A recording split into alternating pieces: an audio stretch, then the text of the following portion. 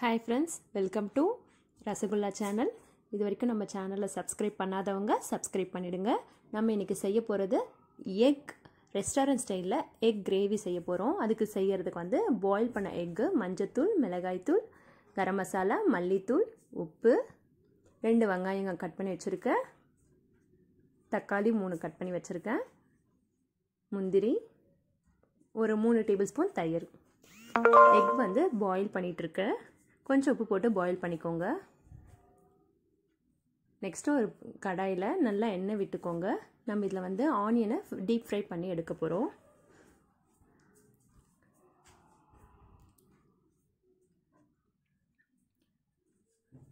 Onion கருகாமல் பார்த்துக்கணும். எண்ணெய் காஞ்சதுமே நல்லா ஆனியனை வறுத்து எடுத்துக்கோங்க.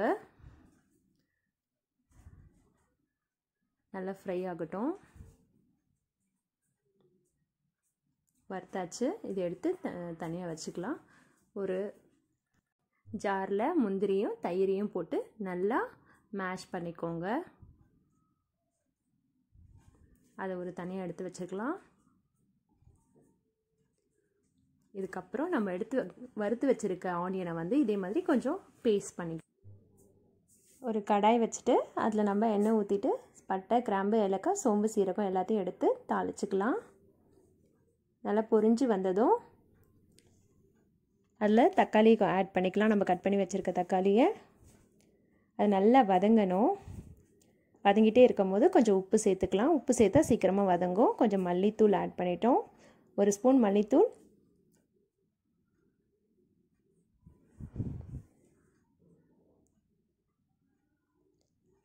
முக்கால் ஸ்பூன் மிளகாய்த்தூள் ஆட் பண்ணிவிட்டு நல்லா கிளறி விட்டுக்கோங்க. கொஞ்ச நேரம் வெந்ததும் எண்ணெய்லாம் நல்லா மேலே வந்துடுச்சு. ஓகே, பார்க்கவே சூப்பராக இருக்குது. இந்த டைமில் கொஞ்சம் கரம் மசாலா தூளை ஆட் பண்ணிக்கலாம்.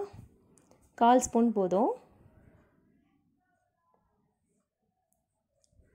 இதுக்கப்புறம் நம்ம அரைச்சி பேஸ்ட் பண்ணி வச்சுருக்க இந்த தயிரையும் கேஷ்யூ அரைச்சி வச்சுருக்கோம், அந்த பேஸ்ட்டை இதுக்குள்ளே போட்டுடலாம்.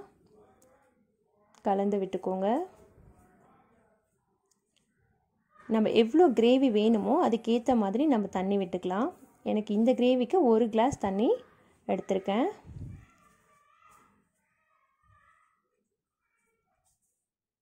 ஓகே, நல்லா வெந்து ஒரு கிரேவி இதுக்கு வந்துடுச்சு.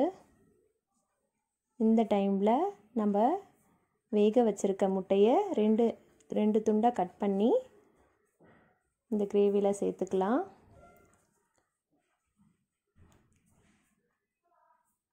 முட்டையை வந்து இந்த மாதிரியே சேர்த்துக்கோங்க. திருப்பி போட்டிங்கன்னா அந்த மஞ்சள் கரு வந்து உள்ளே போயிடும். அதனால் இந்த மாதிரியே சேர்த்துக்கிட்டு அதுக்கப்புறம் அந்த கிரேவியை எடுத்து இந்த முட்டைக்கு மேலே கொஞ்சம் கொஞ்சமாக சேர்த்துக்கலாம். நம்ம அப்போ தான் அந்த முட்டைக்குள்ளே அந்த காரமும் டேஸ்ட்டும் உள்ளே வரும்.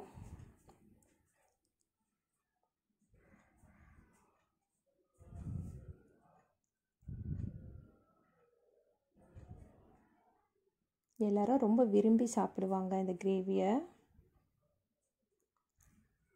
அதுக்கப்புறம் நம்ம அரைச்சி வச்சுருக்க இந்த ட்ரை ஆனியனை இதில் ஆட் பண்ணிக்கலாம். இதுதான் நம்ம டேஸ்ட்டை இன்னுமே பூஸ்ட் பண்ணி கொடுக்கும்.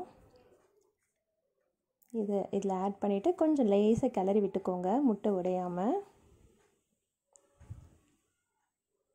ஓகே, இதுக்கப்புறமா நம்ம கட் பண்ணி வச்சுருக்க கொத்தமல்லி, கருவேப்பிலையை இதுக்கு மேலே ஆட் பண்ணிக்கலாம்.